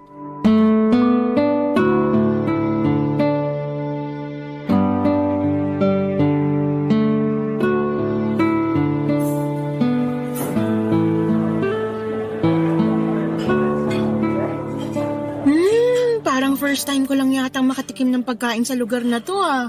Talaga ba? Oo, karaniwan kapag kumakain ako rito sa mall, yung mga kilalang fast food na yung pinupuntahan ko. Mabuti na lang pala dito tayo napunta. At least may matitikman kang bago. Wala naman tayong choice eh. Nagpunta tayo rito kung kailan maraming tao sa mall. Punuan tuloy yung mga kainan. Maiba tayo. Ilang taon ka na palang masahista? Nasa 7 taon na rin siguro. Matagal na rin pala. Yun talagang inaral mo? Hindi. Hindi ako nakapagtapos sa college. Bakit naman? Mahabang kwento.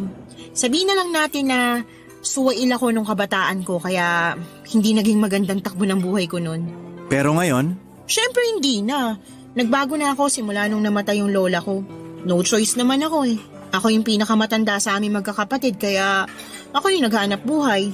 Hindi ko rin naman matiis yung mga kapatid ko na kumakalamang sikmura kaya ako yung gumawa ng paraan para mapakain sila. ilan ba kayong magkakapatid?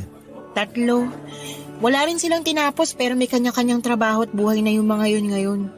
Paano ka naman napasok sa pagiging masahista? May kaibigan akong tumulong sa akin. Nag-training ako tapos nung nakapasa, kinuha nila akong massage therapist. Ganun pala. Ikaw naman, anong kwento ng buhay mo? Ako naman yung tatay ko, OFW sa Saudi. Tapos yung nanay ko naman, tindera. May isa akong kapatid. Katulad mo, parang ako na rin yung naging father figure sa kapatid kong yon. Kasi simula nung pinanganak siya, hindi na niya naranasang magkaroon ng ama sa tabi niya. Gawa nga na nasa abroad ang tatay namin. Siguro sobrang close nyo ng magkapatid kasi dadalawa lang kayo eh.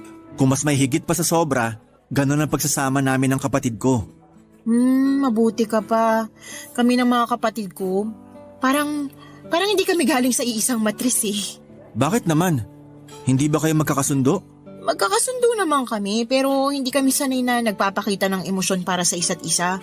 Yung para bang wala lang. Basta ba alam naming okay ang isa't isa, okay na yun. Di ko alam ang term para dun eh. Parang wala kayong intimacy? Oo, yun nga, parang ganun. Pero wala namang problema sa amin yung ganun kasi kapag may nangailangan naman sa amin, nagtutulungan pa rin naman kami.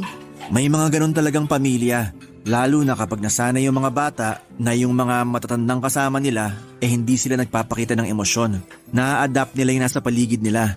Tulad na lang sa pamilya namin. Sobrang sweet nila nanay at tatay sa akin nung bata ako. Kaya nung lumaki ako, ganun din ako sa kapatid ko. Teka, ilang taon na ba tong kapatid mong to? 15 years old. 15 years old? Ang layo naman yata ng agwat niyong dalawa.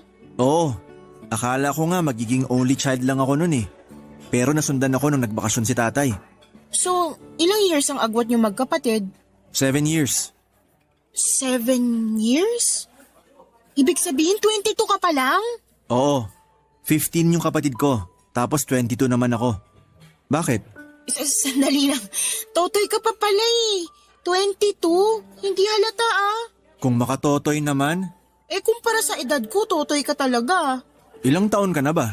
32. 10 years ang agwat nating dalawa. Hindi pwede yun. Baka mamaya sabihan pa ako na tirador ako ng mga bagets. Wala namang problema sa akin yun eh. Wala nga sa'yo, pero sa mata ng mga tao, problema yun. Baka matawag pa akong pedophile. Hindi naman ako underage eh. Kahit na. Alam mo, pagkatapos nito, tapusin na natin to, okay? Ha? Bakit naman? Hindi tayo bagay sa isa't isa. Masyado akong matanda para sa'yo. Papadudod, sobrang na-turn off talaga ako kay Harry noong nalaman kong 22 years old pa lamang siya. Hindi ko yon inaasahan dahil mature na ang itsura niya dahil sa balbas sarado nitong mukha. Isa pa ay napaka-mature din niyang mag-isip at magsalita kaya hindi ko aakalaing totoy pala siya. Nasayangan lamang ako dahil medyo nagkakaroon na ako noon ng feelings para kay Harry. Yun nga lang dahil bata pa siya. Ayoko na mismo ang umiwas. Ayokong maging babysitter sa isang relasyon kaya hindi talaga ako pumapatol sa mga mas bata sa akin. Iniwasan ko siya ng ilang araw pero hindi nagpaawat itong si Harry. Lagi pa rin niya akong chinachat kahit na hindi ko na siya nire-replyan. Nagpupunta rin siya sa pinagtatrabahuhan ko para kausapin ako kahit na ilang beses ko na siyang pinagtabuyan. Pero dahil bata at matigas ang ulo ay hindi ako tinantana ni Harry. Nagpatuloy siya sa pangungulit sa akin, Papa Dudut, hanggang sa maging ang mga kasamahan ko sa trabaho ay naaawa na rin sa binata. Nakonsensya din naman ako sa ginagawa kong pag-iwas sa kanya kaya sa huli ay pinansin ko na rin si Harry. May kakaibang karismang dala kasi si Harry sa totoo lang. Kaya niyang paibigin ang mga tao sa paligid niya. Makulit siya pero sa parehong pagkakataon ay hindi mo siya maituturing na mas bata kesa sayo dahil kaya niyang makipagsabayan sa mas nakakatanda kesa sa kanya. Sa pagtagal, Papa Dudut, ay unti-unti ring bumigay ang puso ko para kay Harry. Hanggang sa isang araw ay naramdaman ko na lang na nahulog na ang loob ko para sa kanya. Barangay Love Stories. Barangay Love Stories. Hindi ko alam, Papa Dudut, kung nagayuma ba ako o dahil magaling lang talagang manligaw sa akin si Harry kaya niya ako napaibig. Hindi ko talaga inaasahan noon na magkakagusto ko sa kanya dahil nga sa age gap namin. May pag-aalinlangan man ay sinagot ko siya. Sa kabila ng malaking pagkakaiba ng edad naming dalawa ay hindi ko naramdaman na mas bata si Harry kesa sa akin. Matalas siyang mag-isip at napakalawak ng pangunawa niya na dinaig pa ako na mas matanda kesa sa kanya. Kaya tuloy tuwing magkasama kami ay parang kaedad ko lamang kung ituring ko siya dahil hindi ko ramdam ang pagkabata niya. OFW ang ama ni Harry na mahigit 2 dekada nang nagtatrabaho sa Saudi. Panganay siya at ang nakababatang kapatid niya ay malaki rin ang agwat ng edad niya. 7 years ang pagitan nilang dalawa at matagal bago nasundan si Harry dahil nga nasa abroad ang tatay nito. Kahit na ganoon ay sobrang close ni Harry sa kapatid niyang si Sean. Parang siya na rin kasi ang tumayong ama ng kanyang kapatid. Bilang siyang pinakamatandang lalaki sa kanilang pamilya. 7 buwan na tumagal ang relasyon naming dalawa ni Harry bago niya naisipang ipakilala ako sa nanay at kapatid nito. Noong nalaman ko ang plano niya ay umayaw ako. Natatakot kasi ako na baka hindi ako matanggap ng nanay niya.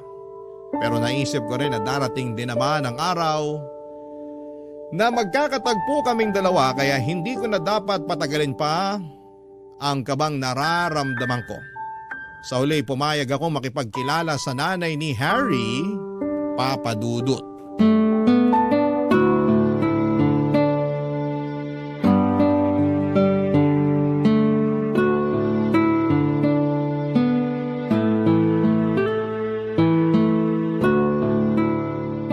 Nay, pasuyo naman ako. Pakiayos na po yung lamesa. Malapit nang matapos tong niluluto ko. Oo, heto na. Inihanda ko na. Sino ba kasi itong bisita mo at talagang naghanda ka pa ng makakain? Basta, importante po tong tao na to para sa akin. Girlfriend mo ba yung darating? Nakita ko kasi nung nakaraan may ka-video call kang babae eh. Basta po, makikilala nyo na siya mamaya. Mukhang importante para sa itong bisita mo ah. Talagang ikaw pa ang nagluto para sa pananghalian ngayong araw. Oh, nandyan na yata siya. Sandali, papapasukin ko lang siya. Ikaw muna rito, Nay. O sige, ako na dyan. Salamat. Talaga tong batang to, oo. Ay, ang bilis talaga ng panahon. Nagbibinata na ang mga anak ko. Halika na. Sana lang talaga Dito tayo. mapunta sila sa Nandito tamang sa tao kusina si Nanay. para hindi na sumakit ang ulo ko. Oh, hello! Magandang tanghali po. Magandang tanghali rin sa'yo, Iha. Ito pala si Nanay. Nay, siya po si Maris. Siya po yung girlfriend ko. Sa wakas naman, nakilala na rin kita. Hari, pakicheck nga to kung luto na. Mukhang pwede na yatang hanguin. Pwede na po yan. Ako na po dyan para maihanda ko na yung pagkain. O sige, Iha, maupo ka muna. Salamat po. Sayang, si Sean wala ngayon. Di mo na siya naabutan. Saan ba siya nagpunta? Nandun yon sa kaklase niya. Gagawa yata sila ng project. Hindi ko alam, nagmamadali eh. Hindi na tuloy nakapananghalian. Ay, ganun po ba? Sayang naman. Hayaan mo, ipapakilala ka namin sa kanya sa susunod na dalaw mo rito. Taga saan ka pala? Mukhang malayo pa ang pinanggalingan mo ah. Sa Novaliches lang po ako. Talaga? May kumari ako dun eh. Pero sa Bagbag siya nakatira. Sa Tandang Sora naman po ako. Mabuti naman na isipan ka ng ipakilala nitong anak ko sa akin. Nagulat nga rin po ako eh. Bigla-bigla na lang siyang nakapag-isip ng ganito. Saan naman kayo nagkakilala? Mamaya na yung interview. Eto, kumain na muna tayo habang mainit pa to. Sa parlor po kami nagkakilala. Nakakatuwa nga yung araw na yun kasi nagpamasa. Nagpamasa yung kaibigan ko. Sinamahan ko siya tapos nakita ko si Maris doon. Kinuha ko FB niya tapos niligawan ko siya. Sinagot naman niya ako. Yun po ang love story naming dalawa. Yun nga po yung nangyari. Nagtatrabaho ka sa massage parlor? Opo, Ilang taon ka na ba? 32 na po ako. 32 ka na. Opo, malapit na nga po ako mag-33 eh. Hindi halata, no? Parang nasa 25 lang. 22 lang tong anak ko ah. Hindi ba parang masyado namang malayo ang agwat ninyong dalawa? Nay, wala naman yan sa edad eh. Hindi requirement ang edad sa pag-ibig. Pero hindi ba mas magandang maghanap ka ng babae na mas malapit sa edad mo? 10 taon ang tandaan ng girlfriend mo sa'yo oh. Pasensya ka na iha, pero nagulat lang ako. Okay lang po. O bakit naman si Harry ang nagustuhan mo? Nagkakaubusan na ba ng lalaking nasa 30 ang edad kaya naghanap ka ng mas bata? Nay, ano namang klaseng tanong yan? Nagtatanong lang ako. Gusto kong malaman kung bakit siya nagkagusto sa mas bata sa kanya ng 10 taon. Yun ba talaga ang trip mo, iha? Kahit wag mo nang sagutin yon, Maris. Nay, medyo nakakabastos naman yung tanong nyo. Wala namang masama sa tanong ko ah. Nagtatanong lang naman ako. Parang may gusto kasi kayong palabasin eh. Nagtatanong lang yung tao, ako pa yung masama. Kumain na nga tayo para matapos na to. Masakit para sa akin, Papa Dudut, na hindi ako tanggap ng nanay ni Harry para sa anak niya. Pero inaasahan ko na rin yon, Papa Dudut. Alam kong hindi normal para sa iba na makakita ng 2 taong nagmamahalan na malayong agwat ng kanilang edad, lalo na kung yung babae ang mas matanda. Pero kahit na ganoon man ang naging reaksyon sa akin ng kanyang ina, ay hindi nagpaapekto si Harry. Nagpatuloy pa rin ang relasyon naming dalawa. Hindi naging issue sa amin kahit na ayaw sa akin ang nanay niya dahil ayon kay Harry ay nasa 8 gulang na siya at karapatan niyang pumili ng taong mamahalin niya. Isa pa ay wala na raw magagawa pa ang nanay nila tungkol doon. Dahil hindi naman daw mahilig makialam ang nanay niya sa mga personal nilang desisyon. Ang mahalaga ay naipakilala na raw niya ako sa pamilya niya. Hindi ko inaasahan na tatagal ang relasyon namin ni Harry at hindi ko rin kasi ini-expect na mas lalo pa akong mapapamahal sa kanya sa mga susunod pang buwan ng pagsasama namin. Hindi ko naman ikakaila na minsan ay nagkakaroon kami ng tampuhan ni Harry. Normal lang din naman siguro yon sa mga magkasintahan. May mga araw na nagkakaroon kami ng pagtatalo lalo na pagdating sa oras. At may pagkakataon din na nagkakaroon ng selosan sa pagitan namin. Pero ang mga problemang yon na dumarating sa buhay namin ang mas nagpapatatag pa sa relasyon naming dalawa. Sa sobrang bilis ng mga oras ay hindi ko namamalayang 3 taon na pala ang dumaan. Simula nung naging kami ni Harry at noong mga panahong yon ay patuloy pa rin ang pag-usbong ng pagsasama namin. Pero ang nakakalungkot, kahit na 3 taon na kaming magkasama ni Harry ay hindi pa rin nagbago ang pagtingin sa akin ng nanay nito. Hindi pa rin siya pabor na ako ang girlfriend ni Harry kahit na sa tingin ko ay napatunayan ko naman ang pagmamahal ko sa anak niya. Araw-araw ko noon nahiling na sana'y magustuhan ako ng nanay ni Harry, lalo na noong isang balitang inihag nito sa kanyang buong pamilya, Papa Dudut.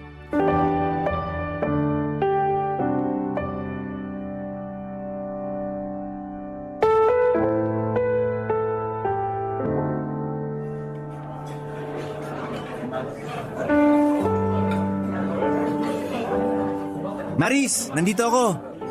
Hala, ikaw pala yung nakaupo rito. Hindi kita namukhaan ah. Nag-iba itsura ko, no? Umupo ka na. Salamat. Ano, bagay ba sa akin tong bagong hairstyle ko? Oo, mas gumwapo ka. Mukha ka tuloy sundalo. Bakit mo naman naisipang magpagupit ng ganyan? Kasi special tong araw na to para sa akin. Special? Bakit naman?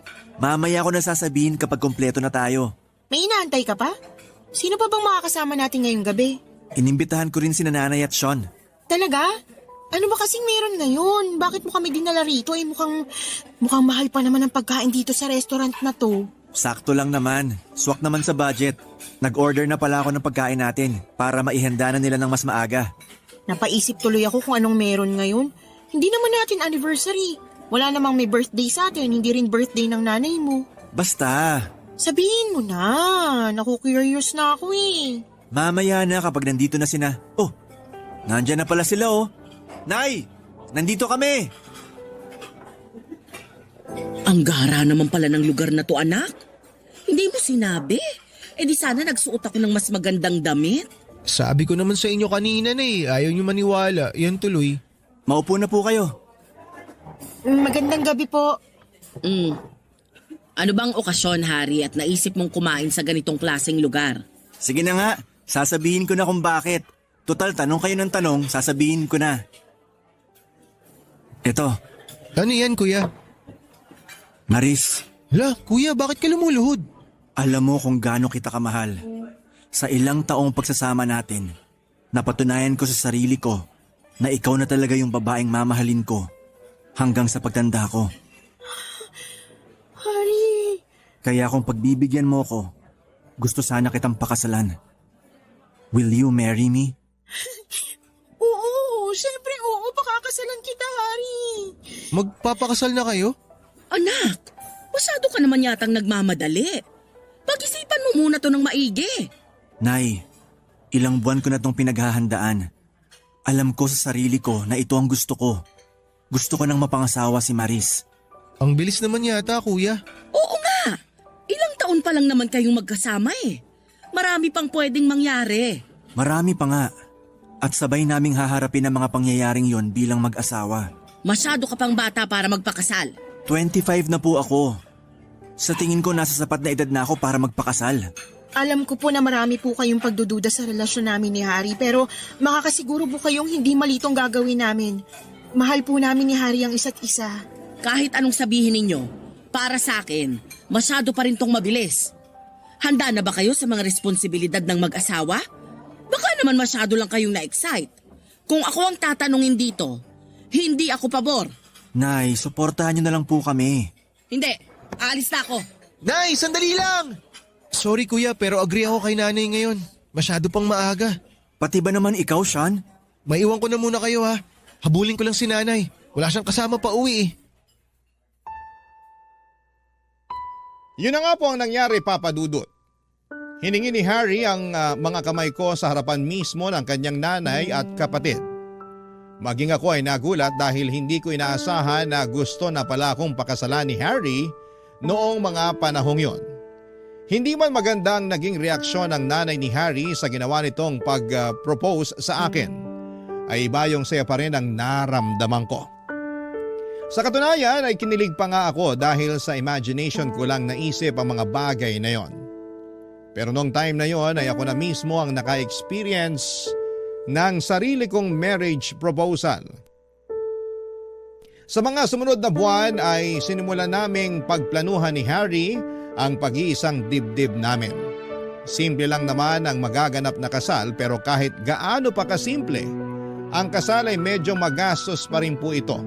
Kaya naman nag-offer na akong tumulong sa mga gastusin kahit na si Harry na ang umako nito sa tulong ng kanyang tatay na OFW na sa kasamaang palad ay hindi makaka-attend sa kasal namin. Una naming binuo kung sino-sino ang dadalo sa kasal. Dahil hindi naman ito magarbo ay mga espesyal na kaibigan lang ang imbitado. Naisip din namin na sa bahay na lang nila Harry gawin ang reception. Pagdating naman sa isusuot kong wedding dress ay matagal ko nang pinag-ipunan ang bagay na yon. Kaya naman ako na ang gumastos para doon.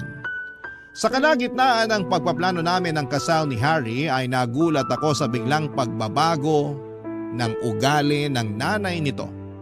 Kung noon ay ayaw niya akong pansinin at kausapin, noong malapit na ang kasal ay bigla na lamang naging malambot ang puso nito para sa akin, na siya namang ikinagulat ko ng mga panahong yon, Papa Dudut. Barangay Love Stories. Barangay Love Stories. Hindi ko alam, Papa Dudut, kung paano ko pakikitunguhan ng isang taong matagal na nagkaroon ng galit sa akin. Simula nung naging kami ni Harry ay walang ibang ipinakita sa akin ng nanay niya kundi ang pangbabastos at pagpapamukha sa akin na hindi kami bagay ng anak niya. Para bang milagro na isang umaga ay bigla na lamang siyang bumait at tinanggap ako bilang magiging manugang niya. Naisip ko na baka kinausap ni Harry ang nanay niya kaya siya nagkaroon ng chance na magbago. Awkward man noong una pero tinanggap ko na lang din ang pagbabagong yon. Pinalampas ko na lamang ang mga kasalanang ginawa niya sa nagdaang mga taon kahit na hindi siya humingi ng sorry sa akin. Hindi nga naglaon ay unti-unti rin kaming naging close ng nanay ni Harry. Nakakatuwa dahil napakarami niyang input sa kasal namin. Dahil sa kanya ay marami kaming natipid na gastusin para sa kasal. Habang papalapit na noon ang araw ng kasal namin ni Harry ay bigla namang nagkasunod-sunod ang mga problemang dumating sa amin. Una ay biglang umayaw ang nakausap namin na sana'y magluluto para sa reception. Ayon sa kanya ay meron daw emergency sa bahay nila. Sumunod naman ay ang invitation card na inedit ng kapatid ni Harry na si Sean. Kung kailan ipapaprint na namin ito ay biglang na-delete ang kopya nito at hindi na ma-recover pa kaya kinailangan niyang gawin ulit ito. Pakiramdam ko noon ay mayroong nananabutahe sa amin at isang tao lang ang pumasok sa isip ko noon. Walang iba kundi ang nanay ni Harry na dati nang hindi pabor sa pagsasama namin ng anak niya. Kinausap ko si Harry tungkol doon pero hindi siya naniniwala na magagawa yon ng nanay niya. Pero napatunayan kong may nananabutahe nga sa aming dalawa nung dumating ang wedding invitation na pinaprint namin. Napansin ko na mali ang date na nakasaad doon. Nagsimulang mag-init ang ulo ko at kinompronta ko ang nanay ni Harry dahil sa mga nangyari.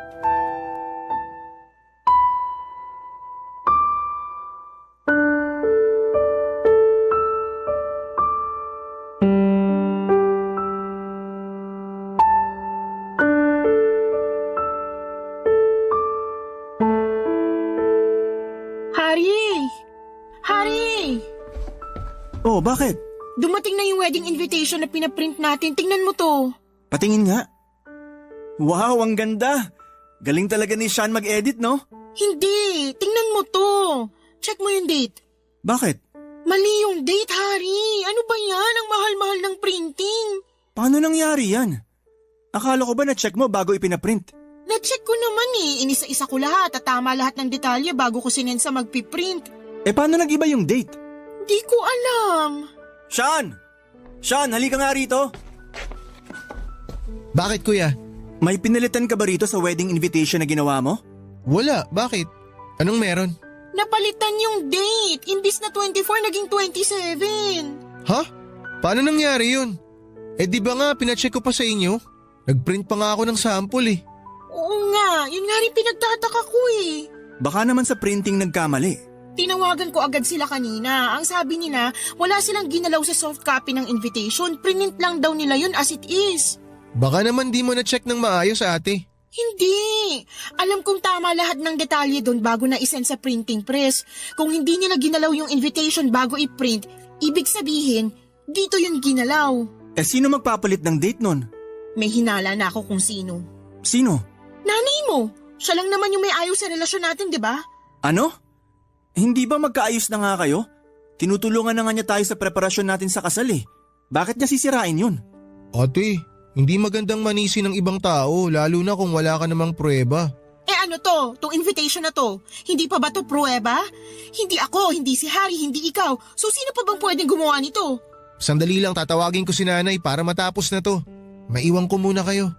Ayoko tong ginagawa mo na pinagbibintangan mo si nanay. Sino pa bang ibang gagawa nito kundi siya lang din naman? Nag-usap na kaming dalawa. Ginagawa naman niya yung makakaya niya para tanggapin tayo. Nangako siya sa akin na susuportahan niya ako sa plano kong bumuo ng pamilya kasama ka. Kaya alam ko na hindi gagawin ni nanay yung binibintang mo. Sa tingin mo gusto kong magbintang?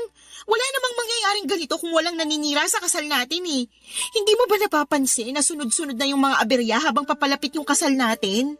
Oo, pero baka nagkataon lang naman siguro yun. Hindi, may nananabutahe sa kasal ko, Hari. Kasal natin. Hindi lang ikaw ang ikakasal, Maris. Dalawa tayo. Oy Maris, ano tong sinasabi ni Siya na sinira ko raw yung wedding invitation ninyo? Ayan po, tingnan niyo yung date na nakalagay sa invitation. Napalitan yung araw ng kasal. Ano? Bakit napalitan? Ikaw din daw nagpalit niyan, Nay, sabi ni Ate Maris. Bakit ko naman papalitan yung date? Wala nga akong kaalam-alam kung paano gumamit ng computer eh. Paano ko mapapalitan yan? Sino namang gagawa nito? Sino bang may ayaw na ikasal kami ni Hari? Hindi ko alam. Basta sigurado ako na hindi ko magagawa yan. Alam nyo, invitation lang yan. Magagawan pa natin yan ng paraan. Paano? Ubus na yung budget natin. Ako nang bahalang didiskarte. Amin na yan. Sean, kunin mo lahat ng invitation. Aayusin natin. Sige po, Kuya.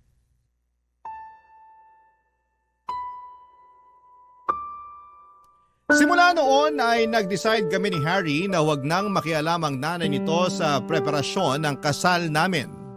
May tampo man ay nirespeto ito ng kanyang nanay at hindi na nga siya sumali pa sa anumang desisyon na ginawa namin para sa kasal.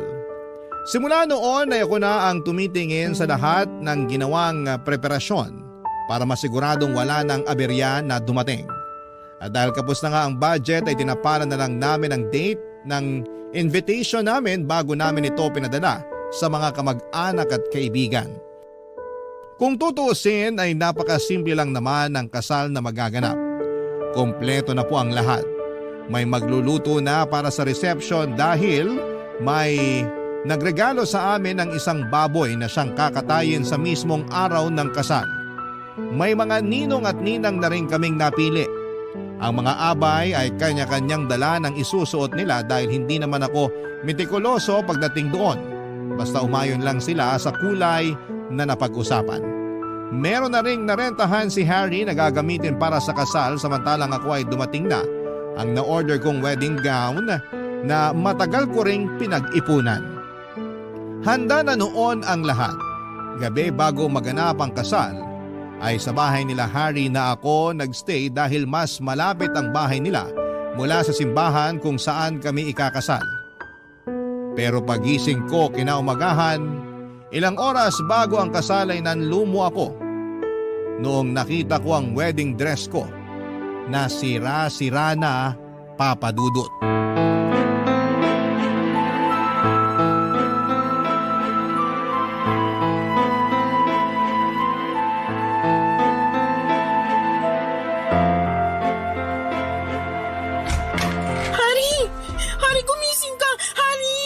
Bakit?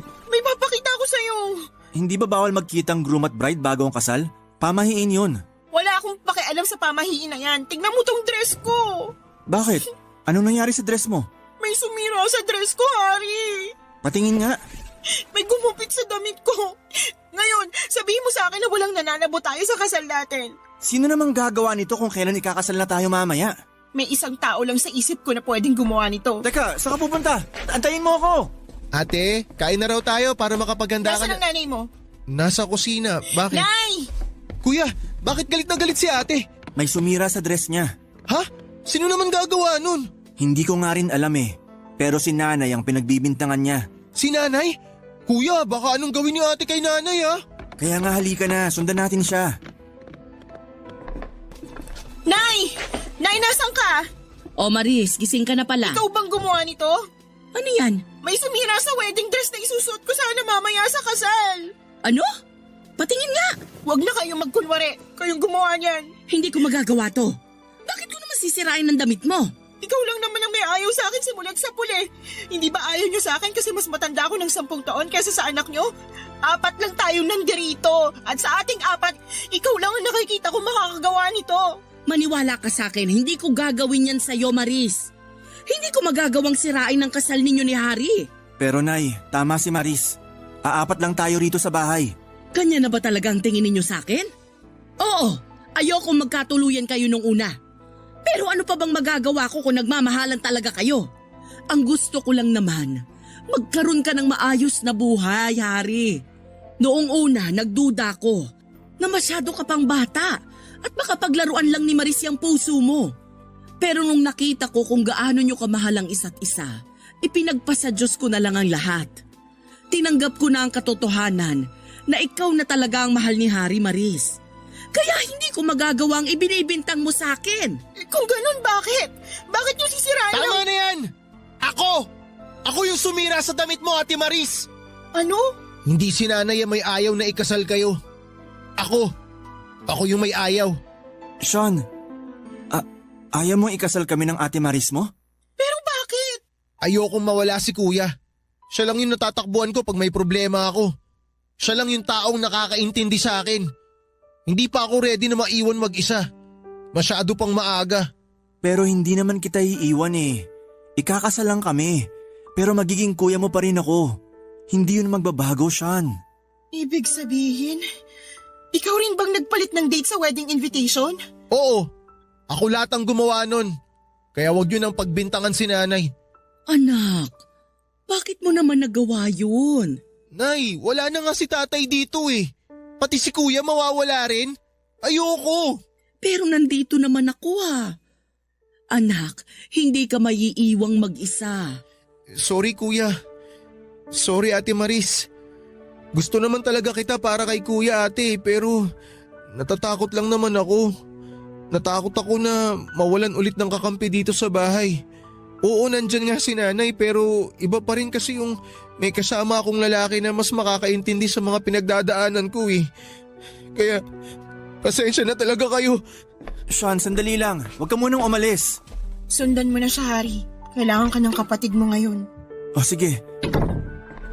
Maris, sana mapatawad mo si Sean sa nagawa niya. Bata lang siya, kaya hindi pa niya alam ang mga pinagagagawa niya. Hindi ko po alam. Naguguluhan na ako. Dapat po ba wag na lang naming ituloy itong kasal na to? Wag! Ituloy niyo to. Ilang buwan niyo tong pinaghandaan. Hindi pwedeng hindi to matuloy. Pero anong isusuot ko ngayon yan? Yung trahe de boda ko nung kinasal ako, nakatago yun sa kwarto. Pwede mong gamitin kung gusto mo. Talaga po? Oo naman. Magkapareho naman tayo ng katawan nung kabataan ko. Kaya tiyak ako nakasya sa'yo yun. Kung hindi man, ipapatawag ko na lang yung kumari kong sastre para may adjust yung damit kung sakali. Halika na, isuot mo para makita natin kung kasya ba. Salamat po, Nay. Walang anuman. Pasensya na rin po kung kayo yung pinagbintangan ko. Huwag mo nang isipin yun. May mas malaki pa tayong problema dyan na kailangang ayusin bago ang kasal ninyo. Halika na, samahan mo ako sa kwarto. Maayos naman naming naidaos ang kasal, Papa Dudut. Medyo luma man ang trahe de boda ng nanay ni Harry na ginamit ko noong kasal ay masaya pa rin ako na naging successful ang pag-iisang dibdib namin. Sa katunayan ay mas naging meaningful pa nga ito dahil ibig sabihin lang noon ay talagang tanggap na nga ako ng biyenan ko bilang parte ng kanilang pamilya sa pamamagitan ng pagpapahiram niya sa akin ng kanyang wedding dress. Patuloy noon ang paghingi ng tawad ni Sean sa amin dahil sa ginawa niya. Ganon din na humingi rin ako ng kapatawaran sa nanay ni Harry dahil pinagdudahan ko ang kabutihang loob na ibinigay niya sa amin. Pinagsisihan ko rin na siya ang sinisisi ko na nanabutahe sa kasal namin. Nagkapatawaran kaming lahat at sa mga sumunod na buwan ay naging maayos na ang relasyon ko sa pamilya ni Harry. Nangako rin naman si Harry kay Sean na kahit bubukod na kami para makabuo ng sariling pamilya ay hindi naman niya tuluyang tatalikuran ng kapatid niya. Patuloy pa rin niya itong sosuportahan kahit na hindi na sila nakatira sa iisang bahay. Papadudod sa ngayon ay may isa na kaming anak ni Harry at mukhang masusundan na ulit ito ng pangalawa. Ang tanging hangad na lang naming mag-asawa ay maging payapa ang pamilya namin sa mga susunod pang taon. Ito po ang kwento ko at sana po ay nagustuhan ninyo ang ibinahagi ko sa inyo, ang inyong forever kapuso at kabarangay Maris.